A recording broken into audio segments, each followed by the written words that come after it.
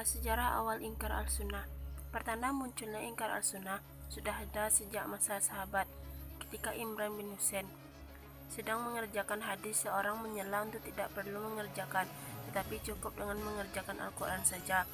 Menanggapi pernyataan tersebut, Imran menjelaskan bahwa kita tidak bisa membicarakan ibadah salat, zakat, dengan segala syarat-syarat kecuali dengan petunjuk Rasulullah SAW.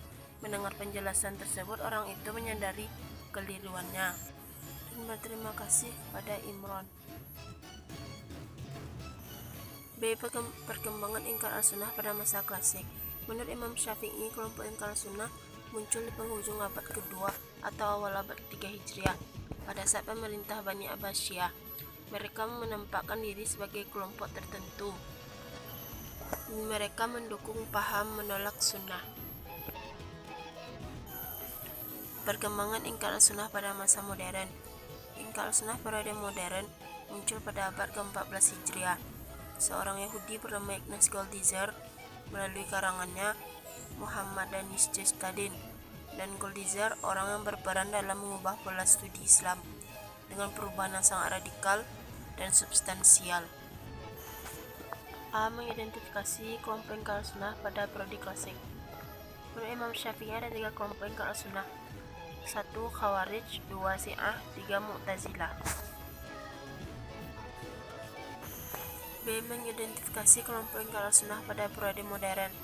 Gerakan Inkar al-Sunnah di Amerika dan Eropa dipimpin oleh Insinyur Rashid Khalifah kelahiran Mesir, warga negara Amerika, yang menyatakan bahwa hadis adalah buatan iblis. Gerakan Inkar al-Sunnah di India dipengaruhi oleh minoritas Kristen pada masa penjajah Inggris. Di antara budak penjajah adalah Mirza Ghulam Ahmad yang mengaku menjadi nabi dan memusuhi sunnah-sunnah nabi. Gerakan Inkar al-Sunnah di Arab dan Mesir.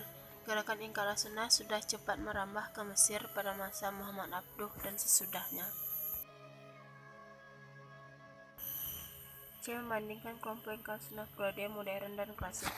Periode klasik Inkar al-Sunnah muncul pada abad kedua atau awal abad ketiga Hijriah. Periode modern Inkar al-Sunnah muncul pada abad ke-14 Hijriah. Inkar al-Sunnah pada periode modern dilatar belakangi oleh seorang Yahudi, Ignaz Goldziher, melalui karangannya Muhammad Danish Stadin. Dan Goldziher orang berperan dalam mengubah pola studi Islam. Inkar al-Sunnah periode klasik dilatar belakangi oleh sekelompok tertentu mendukung pahamnya untuk menolak eksistensi dan otoritas sunnah. A. Mengenali dan menunjukkan dalil-dalil nakli kelompok Inkar al-Sunnah. Jumhur ulama menyatakan as-Sunnah memiliki kedudukan setelah Al-Quran. Al-Suyuti dan Al-Qasimi memberikan pemikiran yang rasional. Adapun argumennya ialah: 1. Al-Quran memiliki sifat al-qat'i al-wurud, sedangkan as-Sunnah bersifat zanni al-wurud. Yang kedua, Sunnah memiliki peran sebagai penjabaran Al-Quran. Ketiga, Al-Quran berasal dari Allah SWT, sedang hadis berasal dari hambanya. Adanya beberapa hadis dan atsar memberikan keterangan tentang urutan dan kedudukan as-Sunnah setelah Al-Quran. Hal ini bisa dilihat dari dialog Nabi dengan Mu'az bin Jabal. Nabi bertanya, "Dengan apa kau putuskan suatu perkara?"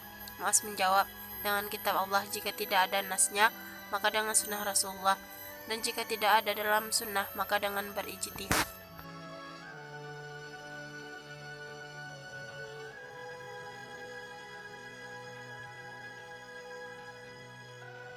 B. Mengenali dan menunjukkan dalil akli yang diajukan kelompok Inkar al-Sunnah. 1. Al-Quran diwahyukan oleh Allah kepada Nabi Muhammad melalui malaikat Jibril dalam bahasa Arab. 2. Tidak percaya kepada semua hadis Rasulullah SAW. Menurut mereka hadis itu karangan Yahudi. 3. Nabi Muhammad tidak berhak menjelaskan tentang Al-Quran karena Al-Quran itu sudah sempurna. Yang keempat, umat Islam mengalami kemunduran karena umat Islam terpecah-pecah. Itu terjadi karena umat Islam berpegang pada hadis Nabi. Menurut pengingkar sunnah, hadis itu penyebab kemunduran umat Islam.